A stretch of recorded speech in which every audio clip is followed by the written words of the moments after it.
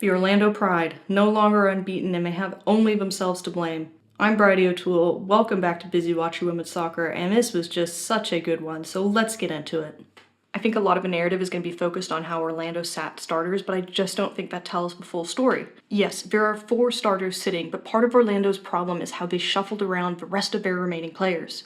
Corey Dyke moves from right back to center back to replace Emily Sams, and Carrie Abello moves from right back to center mid because, well, why not? She takes Angelina's spot, who has to be moved out wide, and because we haven't moved enough players around, Yates comes from our wide position to a central position. Orlando is generally pretty good about rotating players and having them be flexible on positioning, but some of the choices here just don't make sense to me. You can either get depth players ready for the playoff and increase the rotation in the squad, or you can have depth of positioning and rotate players through positions, but the coaching chose to do both, and I think in choosing to do both, they've accomplished neither. The team have demonstrated a strong preference to attack down the left-hand side, and this graphic shows just how strong that bias is, but they actually have a statistical advantage in possession in their opposition's half in that leftmost corner area. On the kickoff, Orlando are going to try a design play to the left. They stack numbers to the left. They're looking for a fast break into that area. But remember, this is the side of the pitch where we've disrupted most of our starters. I'm not sure they have the roster to execute the exact same game plan on the left. A lot of Orlando's speed is on the right with Ali Watt, so they went up the right more often, but they were still getting stuck in this area. And then when they would work the ball back, they just looked very un-Orlando to me. A lot of the time they would be very patient, trying to bait people in to initiate a fast attack. They didn't have that same kind of patience. When they did get the ball up into these areas, they just looked a little bit less potent than usual. Ali Watt was the attack down the right, and she has wheels, but she looked a little bit lonesome at times. It just didn't look like she had the same supporting cast of characters that Barbara Banda benefits from. Huge part of this unbeaten run has been Orlando's incredible defense, but they did not look the same against the Thorns. It makes complete sense with 3 out of the 4 starters either displaced, moved, or absent, but they just looked uncoordinated. They were not themselves. Even this clearance to me is very un-Orlando, just sending it far away into space where they can't even compete for it. So what we've seen the first 10 minutes of this game, while both teams are trying to get settled, is Orlando trying to execute their normal game plan, but without success, which puts momentum into Portland's hands. They then use this momentum to go and score on a very, very cleverly designed set piece that I want to break down. This set piece is designed to free up 3 players. 1 direct receiver will head the ball first, and then 2 potential indirect receivers. Everyone else on this play is acting as a decoy, so I want to wind the film back and see what the decoys do. 12 and 15 are in an area of man coverage, and they need to pull their defenders away from the play. 17 is another decoy, and we see her start stepping away from the play here. 4 is our last decoy, and she'll also be running away from the ball. All that movement away from the ball misdirects defenders and leaves room for 2 to come in.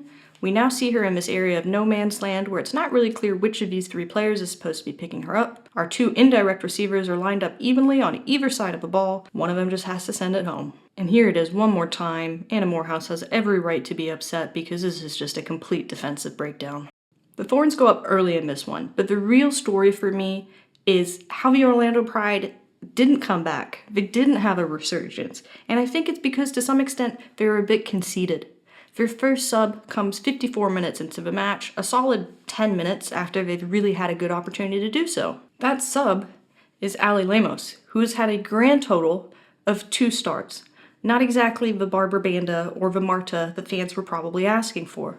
Portland senses this disrespect, and they go on to immediately continue what they've been doing, passing around comfortably, taking advantage of the disconnect on defense for Pride, and sending home an incredible Christine Sinclair goal. This forces the Pride to finally think about what they're doing, and they do decide to send in a super sub crew 65 minutes in of Banda, Adriana, and Sams, which is helpful, but not exactly the kind of crew that you want 65 minutes into a match. I'm not gonna lie, it was promising for a little bit.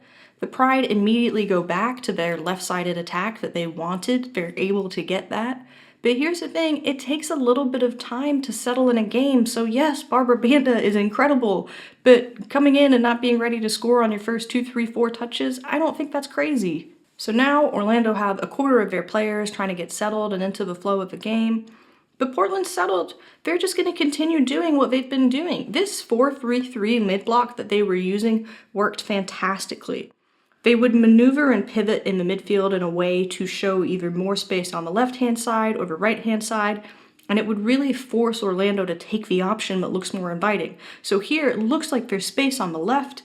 The ball is going to get sent down there. We have the right back pull up very aggressively, and all of a sudden, there's just not that much space there. And look, I may be reading a little bit too much into this body language, but when Marta comes out, she's not looking all that prepared. I think at this point, the Orlando Pride are panicking a little bit, and they're not really sure how they're going to fix this massive problem they have on their hands. Because it's not like Orlando didn't have a lot of good quality chances. This is a team that has been excellent on set pieces, and they had several to close out the game, but all of them ended exactly the same. Even with all the stars out, Portland closed this out with relative ease. The Pride have not played from behind much at all this season, and they didn't really demonstrate that they know how to do it.